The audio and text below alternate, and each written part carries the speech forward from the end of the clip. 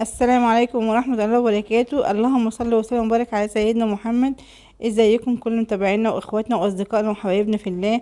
النهارده هعمل معاكم زي ما انتم شايفين الفوليه بطريقه حلوه قوي. عملناها بطريقه مبسطه جدا بناء على طلب ناس طلبتها مني وقالت لي لو مش عايزين نحط بيكنج باودر عشان حالتنا الصحيه، او مش عايزين مثلا فورمه، ما عندناش قوالب، ما عندناش اي حاجه، او في ناس ما عندهاش. فايه يعني ايه الابسط لينا نعملها؟ فانا دلوقتي هعملها معاكم بابسط الطرق ان شاء الله، وجبنا حل جميل جدا هيرضي كل الاطراف، والمتاح ليك اعمليه.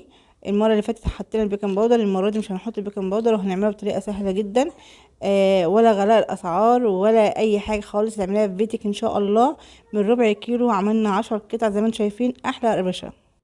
كن على درب التفاؤل، عيش حياتك بالفضائل، وابتسم للغير تلقى بيننا أعلى المنازل. ونبدا معاكم على بركه الله، اللهم احسن ما بين ايدينا. وان شاء الله هنبدا معاكم زي ما انتم شايفين بكوبايه سكر وربع كيلو فول سوداني. بتجيبيه من عند العطار. انا جبته حوالي ب20 جنيه ربع كيلو. والسكر طبعا عندك في البيت متوفر، وبطرمان العسل ده الكلوكوز احنا جايبينه ب20 جنيه برضو. فمش عارفه بيختلف من منطقه لمنطقه اكيد طبعا. الفول السوداني زي ما انتم شايفين، بتقولوا عايزه فول سوداني حلواني وحمص حلواني وسمسم محمص. تمام. ف زي ما انتم شايفين كده معانا الكوبايه دي عامله 180 جرام سكر، ومعانا ربع كيلو 250 جرام من السوداني، ومعانا معلقه صغيره من العسل الكلوكوز. هنحط طاسه او اي حاجه عندك على النار، وهنحط فيها السكر. تمام. وهنحط فيها كوبايه نص كوبايه ميه، يبقى كوبايه سكر عليها نص كوبايه ميه. تمام. وقلت لكم المره اللي فاتت اي معيار عندك اي كوبايه، لو الكوبايه كبيره يبقى نص كوبايه كبيره، الكوبايه وسط يبقى نص الكوبايه الوسط، الكوبايه الصغيره يبقى نص الكوبايه الصغيره. تمام. هو المعيار واحد. الكوبايه اللي هتقيسي بيها السكر هتقيسي بيها الميه. تمام كده. هنفضل نقلب لحد السكر ما يدوب مننا ويبتدي ان هو يغلي معانا. اكيد الاضاءه ان شاء الله وضحت معاكم، ويا رب تكون فعلا الوصفة بسيطة وسهلة ان شاء الله، وتكون الوصفة واضحة بإذن الله ليكم. فزي ما انتم شايفين كده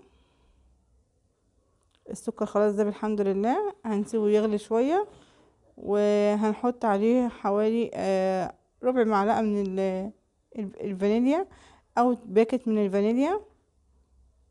يا جماعة الحاجات دي موفرة اوي في البيت، اعملوها بايديكم بجد، ما فيهاش اي خطوره، ما فيهاش اي ضرر عليكي، غير ان انتي بس يعني انا بقولك ربع كيلو يعني حاجه بسيطه جدا. دي الفانيليا يا جماعه، انا حطيت فانيليا. تمام. وابتدت ان هي تغلي من الجناب اهي زي ما انتم شايفين. هنسيبها بقى تغلي جامد وتعمل فقاعات، وبعد كده هقولكم هنعمل ايه تاني. بصوا يا جماعه، الموضوع مش محتاج منك خوف، مش محتاج منك قلق. محتاج ان انتي تجمدي قلبك شويه وتعمليها وما تخافيش منها، وان شاء الله هتبقى جميله جدا. احنا حياتنا كلها تجارب، فما فيش مشكله لما تجربي في حاجه بسيطه زي كده، او قللي الكميه دي لو كبيره عليكي وقلقانه منها وخايفه تخسر منك. مفيش مشكله، قللي منها. لو جبت ربع كيلو خدي نص الربع كيلو، وخدي نص كوبايه السكر، وخدي ربع كوبايه الميه، وخدي نص معلقه صغيره من عسل الكلوكوز. والمره الجايه ان شاء الله باذن الله هعمله لكم من غير عسل كلوكوز، برضه عشان الناس اللي هي مش لاقياه او مش متوفر عندها عسل الكلوكوز، لان فعلا في بعض الاماكن ما بتلاقيش فيها فعلا عسل الكلوكوز. هعمله لكم ان شاء الله الفيديو الجاي من غير عسل الكلوكوز ومن غير فانيليا، وهيبقى طبيعي عادي خالص وجميل جدا، ومش محتاج اي حاجه، ولا هنحط ليمون ولا اي حاجه. والميه بتاعتنا مش هتسكر ولا تعمل خرز، يعني السكر بتاعها مش هيخرز مننا ولا اي حاجه. فان شاء الله باذن الله كل فيديو عملته لكم بشكل عشان المتاح ليك اعمليه. الفيديو الاولاني اللي ما شافوش يشوفوه فوق في الايد قدامكم، هيظهر قدامكم او في صندوق الوصف عندكم. والفيديو اللي قبل منه برضو ان شاء الله برضو هحطه لكم معاه عشان تشوفوه باذن الله. عملنا بديل اللذيذه يا جماعه، عملناها بالجزر بس طعمها جميل جدا وهيعجبكم ان شاء الله. اللي انا عايزه اقوله لكم اخواتي حبايبي، ان شاء الله باذن الله تقدري تعملي حاجتك في بيتك بنفسك لولادك، تقدري ان انت تعمري بيتك ان شاء الله بابسط الامكانيات، بابسط الطرق. فان شاء الله باذن الله انتي شاطره من غير اي حاجه، بس محتاجه منك قوه، يعني قوه دفعه تقدري تعملي فيها او تتجرئي ان انتي تعملي بيها الحاجه دي. فما تقلقيش خالص، واحنا معاكي واحده واحده، وزي ما انت شايفه كده مش محتاجه منك اي مجهود، ومش محتاجه منك اي وقت خالص تهدريه، غير ان انت هتاخدي 10 دقايق بس في عمايلها، ومش هتكملي 10 دقايق كمان، ده 5 دقايق. تمام. اهو يا جماعه شايفين الفقاعات كترت وتقلت معانا، يعني كده بتعرفنا ان هي قربت تستوي. تمام كده.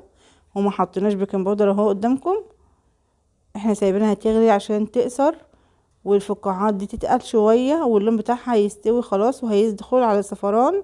هتشوفوا دلوقتي ابتدى ان هو هيلون معانا اهو، والفقاعات بتزيد اكتر وبتتقل اكتر كمان. اهي شايفينها على المعلقه، بصوا تقلت قوي اهي. معنى كده ان هي داخله على سوا، ما ينفعش تسيبيها وتروحي في اي مكان، لازم تقفي جنبيها. تمام. على نار وسط، ولا عاليه ولا واطيه.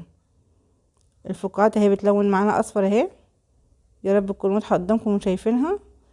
احنا كده خلاص اوشكنا ان هي خلاص تنتهي معانا، ونحط عليها السوداني. المرحله قربت تيجي اهي خلاص. معلش يعني هي بتبقى زي قريبه من مرحله السويت اللي بتعمليها في البيت. تمام. نفس السوا، لو انت بتسويها في البيت وبتعمليها في البيت هتعرفي اللي انا بقوله لك دلوقتي. لو انت ما بتعرفيش تسوي السويت في البيت، فخليكي معايا برضو واحده واحده معاكي اهي، وشوفيها وعيدي الفيديو مره واتنين، وحاولي على قدر الامكان تركزي معايا في الخطوات دي، لان مهمه جدا. وموضوع التسويه ده اهم من اي حاجه تانية، لان هو ده النجاح بتاع الفوليه والسمسميه والحمصيه. تمام كده. خلاص كده الحمد لله قربت تصفر خلاص اهي، اصفرت معانا اللون الجولدن اللي هو الذهبي. ههدي النار بقى خالص كأنك بتعملي رز. شفت لما بتهدي النار خالص كده عشان يستوي نفس الدرجة. هحط عليها بقى، واجيب الفول السوداني واروح حطاه عليه واقلبه وهو سخن. ما ينفعش اشيلها من على النار واقلب، لان ممكن يبرد، لان الفول السوداني بارد والعسل سخن. فلما اجي اقلب شويه اكتر مع بعضيهم من بعيد عن النار، هيمسك معايا ومش هلحق افرده ومش هعمل اي حاجه وهيكتل مني.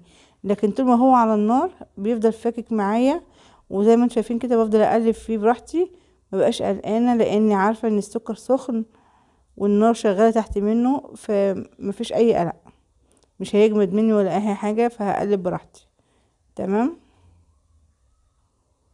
انا كده يعني على قدر الامكان بحس وانا بقلب كده ان السكر دخل، او العسل اللي انا عملته ده دخل بين الفول وبعضيه، عشان يقدر يعمل تماسك، ونحس بالقرقشه الجميله اللي احنا بناكلها دي في الفوليه، ويطقطق معاكي على طول، ما يبقاش بيشد منك او بيجلد او بيعضعض. تمام. فاحنا كده خلاص اهو، زي ما شايفين كده قلبناها معاكم كويس جدا. بضغط عليها عشان لو مفيش عسل باين من هنا ومن هنا يدخل لها عسل من كل الجوانب. اتمنى ان شاء الله تكونوا بتطبقوا الوصفات دي، حتى لو بقدر بسيط جدا، ان شاء الله تنجح معاكم. وعرفوني وبلغوني وطمنوني ان انتوا فعلا بجد بتنجح معاكم الوصفات دي. اهو يا جماعه بصوا، انا هحاول بس انزل بس الحاجات دي عشان اقدر افردها وهي سخنه بسرعه اهي.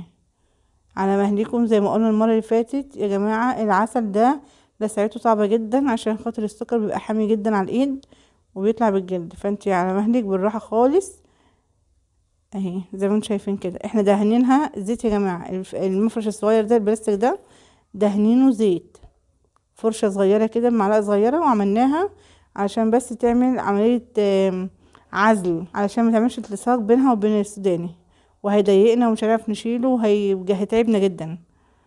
فاحنا كده خلاص ظبطناها من غير قالب، من غير فورمه، من غير اي حاجه. عملناها على الرخام، ممكن تعمليها على ظهر صينيه عندك، على الطبليه، مفيش مشكله اهي زي ما انتم شايفين كده. ولو ما عندكيش كيس مشمع ولا اي حاجه، برضو بنفس الدهنه البسيطه دي اعملي بيها ظهر الصينيه او ظهر الطبليه، انا اسفه بس وش الطبليه، وافردي عليها الفول السوداني وهو سخن. ان شاء الله هتعرفي تقطعيها وتظبطيها وتعمليها احسن من كده كمان، وهتبقى افضل من كده ان شاء الله، وسهله وبسيطه عليكي باذن الله. انا كده بحاول اقسمها معاكم اهي علشان اعرف بس قبل ما تمسك معانا اقدر ان انا اطقطقها واكسرها بالاحجام او الاشكال اللي انا عايزاها او القطع اللي انا محتاجاها. فزي ما عملنا في السمسمة عملناها في الفولية اهي وقطعناها خلاص، وهنسيبها تبرد تماما وهنقطعها مع بعضينا ان شاء الله بس لما تجمد معانا، وهنشوفها باذن الله بعد شويه. وهنا بعد ما بردت معانا وجمدت معانا خلاص هكسرها معاكم دلوقتي اهي. ما شاء الله مش مستحمله، بصوا جميله ازاي، اللهم بارك، حلوه قوي. التقطيعه العشوائيه اللي احنا بنقطعها عادي دي عايزه تظبطيها انت بقى عشان تهدي بيها حبايبك او تعملي بيها لاهل بيتك او كده، قطعي بقى براحتك اللي انت عايزاه. تمام، فاحنا قطعناها اهو، جميله جدا اللهم بارك، وطعمها تحفه وخفيفه وبتقرقش معاكي، مش بتشد، وما شاء الله مش مستحمله.